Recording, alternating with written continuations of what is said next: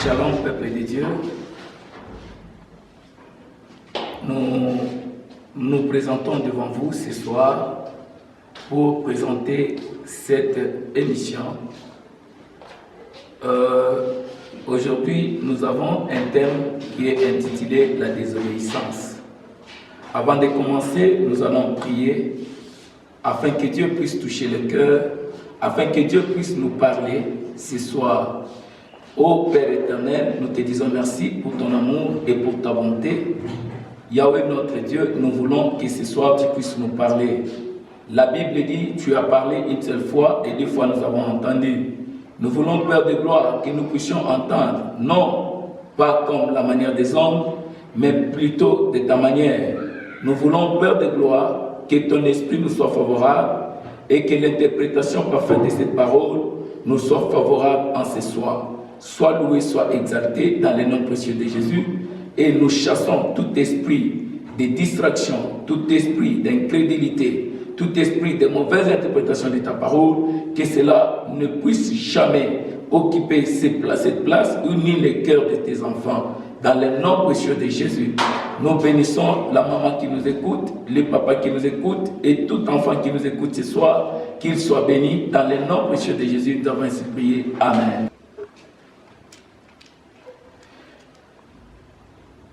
Nous lisons 1 Samuel chapitre 13. La Bible nous dit ceci. Saül était âgé lorsqu'il devint roi. Il avait déjà régné 2 ans sur Israël. Saül choisit 3000 hommes d'Israël. 2000 étaient avec lui à Micmac et sur la montagne de Bethel. Et 1000 étaient avec Jonathan à Gibéa de Benjamin. Il renvoyait le reste du peuple, chacun à sa tente. Jonathan bâtit le poste des Philistins qui étaient à Geba. Et les Philistins la prirent. Saül fit sonner de la trompette dans tous les pays en disant que les Hébreux écoutent. Tout Israël entendit que l'on disait, Saül a bâti le poste des Philistins. Et Israël se rend au Dieu, aux Philistins. Et le peuple fit convoquer auprès de Saül à Gilgal. Les Philistins s'assemblèrent pour combattre Israël. Ils avaient 1000 chars et 6000 cavaliers. Et ce peuple était innombrable comme le sable qui était sur le bord de la mer. Ils vinrent camper à Micmac, à l'orient de Beth-Aven. Les hommes d'Israël se virent à l'extrémité car ils étaient serrés de près. Ils se cachèrent dans les cavernes, dans les buissons, dans les rochers, dans les tours et dans les citernes. Il y eut aussi des Hébreux qui passèrent le Jourdain pour aller au pays de Gad et de Galad. Saül était encore à Gilgal et tout le peuple qui se trouvait auprès de lui tremblait. Il attendit 7 jours, selon les termes fixés par Samuel, mais Samuel n'arrivait pas à Gilgal. Et le peuple s'est dispersé loin de Saül. Alors Saül dit, amenez-moi l'holocauste et les sacrifices d'action de grâce. Il offrit l'holocauste. Comme il achevait d'offrir l'holocauste, voici Samuel arriva. Et Saül sortit au devant de Saül et de lui pour les saluer. Samuel dit, qu'as-tu fait? Saül répondit, lorsque je vis que le peuple s'est dispersé loin de moi, que tu n'arrivais pas au terme fixé et que les Philistins étaient assemblés à Micmac, je me suis dit, les Philistins vont descendre contre moi à Gilgal et je n'ai pas imploré l'Éternel. C'est alors que je me suis fait violence et que j'ai offert l'holocauste. Tu n'as pas observé le commandement que l'Éternel ton Dieu t'avait donné.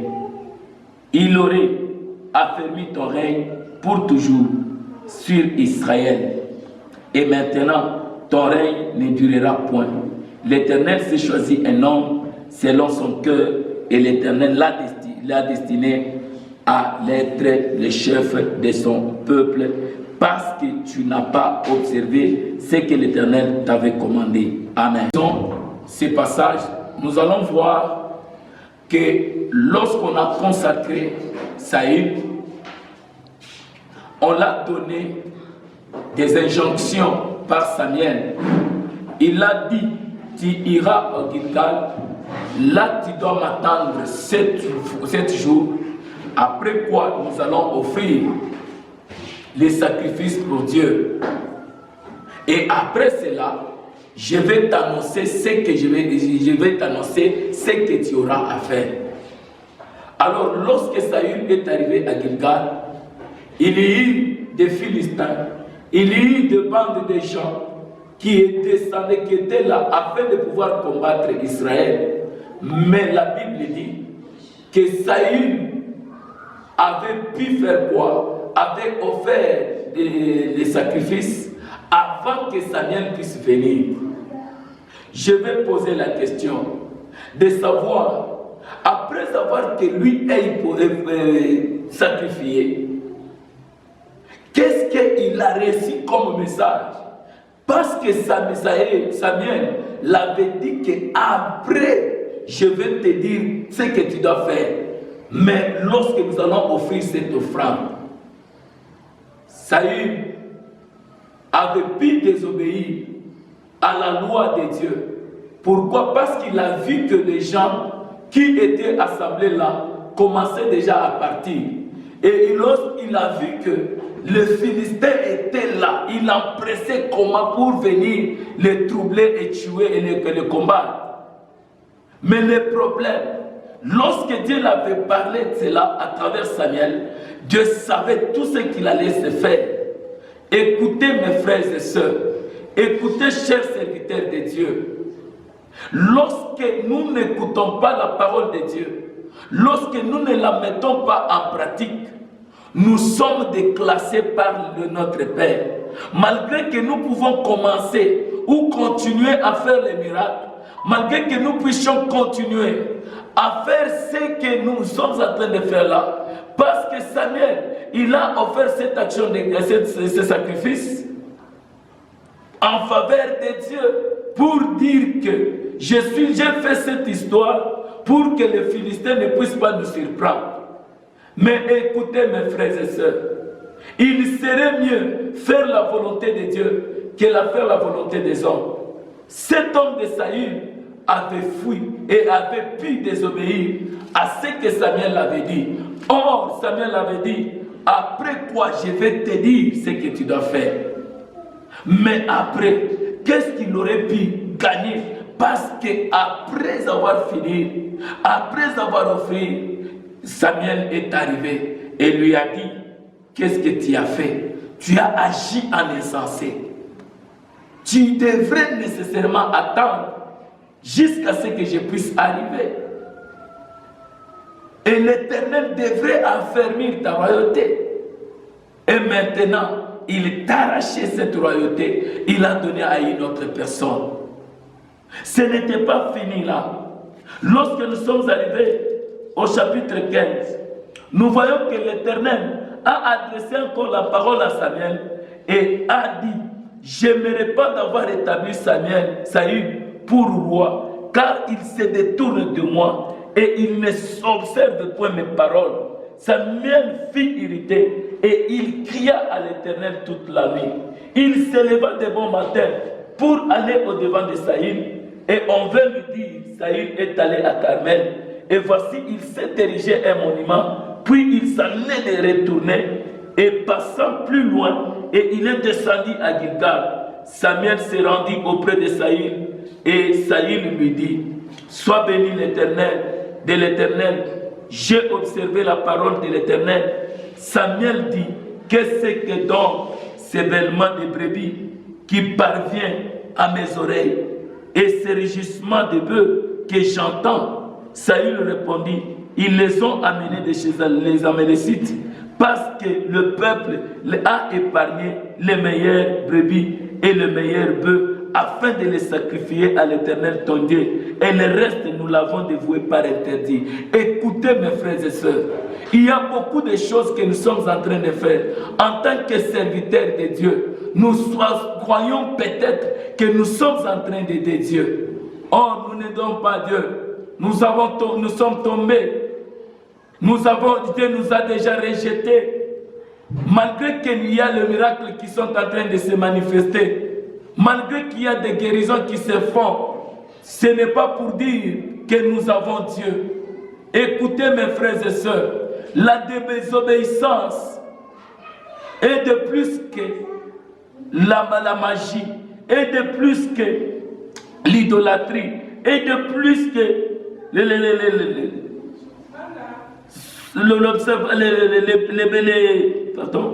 et de plus que la divination. Écoutez mes frères et sœurs, lorsque nous désobéissons à Dieu, nous sommes au même rang que les devins qui sont en train d'invoquer les esprits. Nous sommes de même que celui qui a commis des gaffes d'adultère. Nous sommes de même, au même rangée que celui qui a commis le blasphème. Que nous désobéissons à Dieu. Lorsque nous marchons à l'encontre de la parole de Dieu, mes frères et sœurs, nous sommes butés à des dangers permanents. Car s'il suffit seulement de dérouter un peu, c'est Satan qui commence maintenant à nous utiliser. Ce n'est pas Dieu. Écoute, je vais te dire ce soir que lorsque Saül a désobéi à Dieu, Dieu l'a quitté. Il n'avait plus encore Dieu. Malgré que Saül faisait tout ce qu'il faisait là, il n'avait plus Dieu. Dieu l'avait déjà quitté. Dieu l'avait déjà ravi la royauté. Il y a beaucoup de gens aujourd'hui, malgré qu'ils sont en train d'invoquer le nom de Dieu, le nom de Jésus, malgré qu'ils sont en train de crier jour et nuit, malgré qu'ils sont en train de veiller, de gêner, mais ils ne gagnent absolument rien. Ce n'est pas ça qui veut dire que nous avons obéi à la voix de Dieu. Écoute, l'obéissance mieux vaut que les sacrifices. Obéis à la voix de Dieu. Obéis à la parole de Dieu. Obéis à tout ce que Dieu est en train de te demander. Saül n'avait pas obéi, malgré que Saül était roi. Or, cette royauté-là, il ne le méritait même pas. Il est devenu roi par grâce. Or, la royauté n'était pas vraiment inscrite dans les tribus de Benjamin. La royauté était inscrite dans la tribu de Juda. Mais lorsque lui a gagné cette opportunité, il devrait profiter, il devrait suivre la voie de Dieu, il devrait être fidèle. Et toi et moi, même si aujourd'hui nous invoquons Dieu, ce n'est pas notre droit d'invoquer Dieu. Nous n'avons pas gagné cela, ce n'est pas notre justice. Si nous invoquons aujourd'hui Dieu, c'est par la grâce, parce que Jésus-Christ est mort à notre place, parce qu'il y a quelqu'un qui a payé le prix pour nous. C'est pourquoi nous devons suivre la voie de Dieu. La Bible dit en Josué chapitre 1er, il dit que cette parole ne t'en détourne ni à gauche ni à droite. Marche fidèlement à ce qui est prescrit par la loi. Écoutez mes frères et sœurs, si nous ne marchons pas fidèlement à ce qui est prescrit, bien si Saül, il était roi, mais il ne devrait pas faire toutes choses. Quand bien même il a péché, quand bien même il a désobéi, mais il n'avait pas reconnu qu'il avait désobéi. Il a commencé à donner des injonctions, il a commencé à donner des raisons, soit pour dire que si je fais ceci, c'est parce qu'il y a ça, il y a ça. Non, mes frères et sœurs, nous savons que nous avons péché, nous savons que nous avons désobéi. Revenons à Dieu, il est près de nous et il doit écouter ce que nous sommes en train de lui demander et il doit nous racheter et il doit nous sauver. Mes frères et sœurs, revenons à Dieu. Il est encore grand temps. La Bible dit que racheter le temps quand le jour est mauvais. Écoute mon frère, ma soeur, le jour est mauvais. Rentrons à Jésus. Rachetons le temps. Il est là pour nous sauver. Il est là pour nous bénir. Il est là pour nous aider. Notre Dieu, on ne l'aide jamais. Nous devons rester dans sa parole. Nous devons garder, mais nous devons être obéissants à ce qu'il est en train de nous commander. Que Dieu bénisse sa parole. Écoute mon frère, ma soeur, si toi aussi, il t'est arrivé que tu as péché, Il t'est arrivé que tu as désobéi à ce que Dieu t'avait dit. Aujourd'hui, ce que tu fais là, ne pas dans la voie de Dieu. Reviens à Jésus. Il est prêt pour te pardonner. Est-ce que nous pouvons entrer ensemble dans la prière? Nous devons reconnaître nos fautes. Nous devons reconnaître que nous avons désobéi à Dieu.